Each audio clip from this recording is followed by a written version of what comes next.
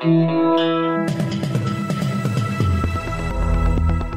listening to Errol Parker and Clancy Overell, editors of the Betoota Advocate, on Desert Rock FM.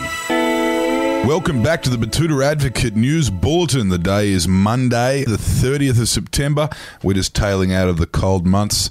And actually, things are starting to heat up out here in the Channel Country. Things are also heating up in the Australian news cycle. AFL Grand Final over the weekend, and we're looking forward to NRL Grand Final this weekend. The most entertaining thing, I must say, Errol, is the halftime entertainment they seem to dish out for these ones. I'm not sure who the NRL have got this year, but part of me feels like it might be Good Charlotte or Ricky Martin. Either way, I'm sure we'll be impressed with whoever they choose. It won't be Barnesy, that's for sure. No, it certainly won't be Meatloaf either, after he made a cunt of himself here last time. Yeah, that was, what was that, 2013 Meatloaf? Yeah, he sounded like a bat out of hell. Of course, you're joined today by Clancy Overell, myself, editor of the Betoota Advocate, and Errol Parker, editor-at-large. And it's been a big news week, Errol. Obviously, our usual newsreader Wendell Hussey is still on holidays in Bali, which is obviously what you do the moment you become a full-time employee of a news publication. Sounds like he's enjoying himself there, judging by his erratic social media activity. Yeah, he does look like he's enjoying himself. I mean, he's been working real hard for us, and if you're listening, Wendell, I hope you're putting your feet up and relaxing. Take it easy on those scooters, if you would, mate. We don't want you Aiden Guerrering your head. Anyway, what's in the news this week, Errol? First up, we've got local jogger only able to jog down busy footpaths at peak hour. Yeah, you know, well, in this giant week of news, we thought we'd start the bulletin with this one because it's a problem that has been plaguing the people of Betoota Heights for a very long time. You've got a 34-year-old male who is only able to go for his daily jog during the morning peak and, of course, the afternoon peak. And he's only able to run down the busiest roads in Betoota Heights, and that is really starting to piss people off. Yeah, it's not just Betoota Heights, I believe. Straight down into the old city district, he's got his steps going on his phone, and he's really hitting those numbers each day. We'll see if there's any developments on this story, but it sounds like something that's being emulated right across the country in the major centres. Mm-hmm. Well, if he keeps it up, you know, judging by some of the comments we got on our local page, this man, what's his name, Peter Douglas, he will be lucky not to be shoulder charged onto the footpath and have his head bounce off the pavement like a rubber ball.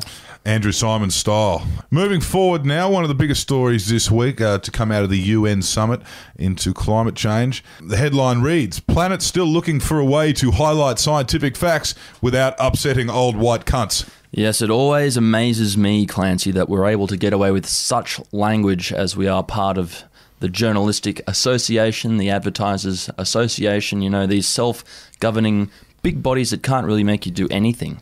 Yes, censorship's never really been an issue in the Diamantina Shire, the Channel Country at large, but this article did seem to resonate, perhaps because there were 1.5 million participants of climate strikes around the world last week.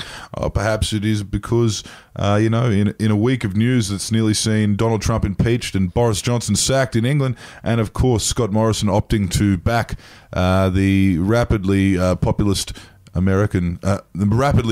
United States over our closer and probably far more advantageous ally China, people are starting to use strong language to describe our leaders of the Western world. Well, I thought you were talking about the great and powerful nation of New Zealand, but we'll move on. And in other news, let me crack your back, says wildly unqualified chiropractor at Kick-Ons. Yeah, I thought this headline that was penned, I guess, by Wendell after he went on his last hurrah before heading overseas. I think the headline is a bit of an oxymoron. I mean, I'm not a subscriber to the science of chiropractic or acupuncture or any of the other ones which are covered by the alternate medicine umbrella. But I guess, you know, we've all been there. We've all been at a kick-on when the sun is coming up. There is, you know, the dulcet tunes of Kevin Parker coming out of a person's phone, which is in a mug because the Bluetooth speaker has gone flat and someone offers to crack your back.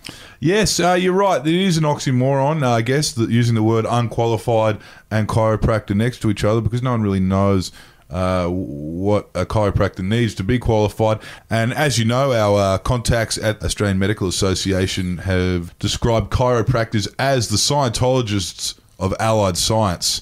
Widely unqualified might even be a term to describe all chiropractors, but especially the bloke who's cracking your back at 3 a.m. Yeah, well, before we continue to besmirch the great name of chiropractors in this town, and when I'm probably walking to my car later on tonight, I'll get shot 2 times in the back of the head by a small caliber firearm, I think we should move on to another story that was popular this week. Let me look at this list. Hospital bed selfie appears on social media with absolutely no context.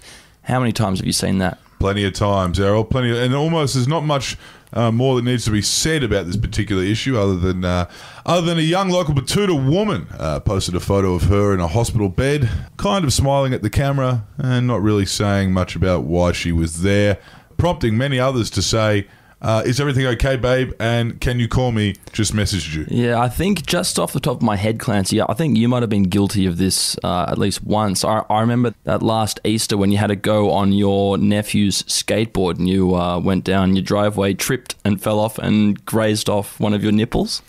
Yes, but I did do that. That is correct. I am guilty of this, but I was wildly concussed at the time, and I believe the doctors tell me anyway I was trying to make a FaceTime, but I ended up posting a photo of myself in hospital to the Betoota Advocate Facebook page, so that was a bit inconvenient for everyone involved.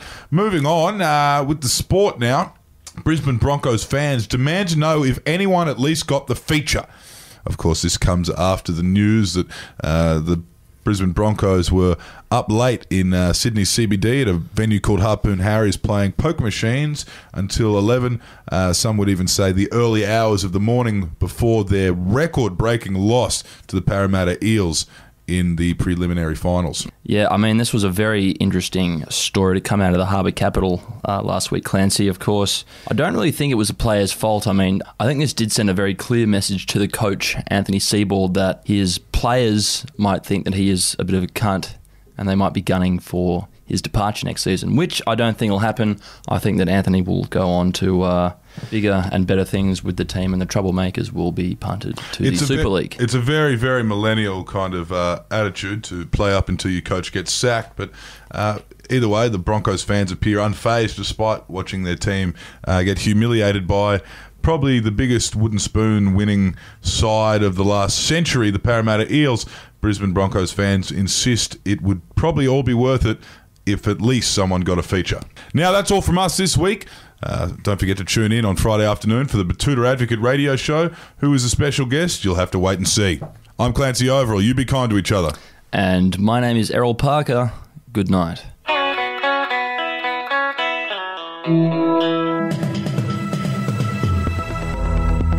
You're listening to Errol Parker and Clancy Overell, editors of the Betoota Advocate on Desert Rock FM.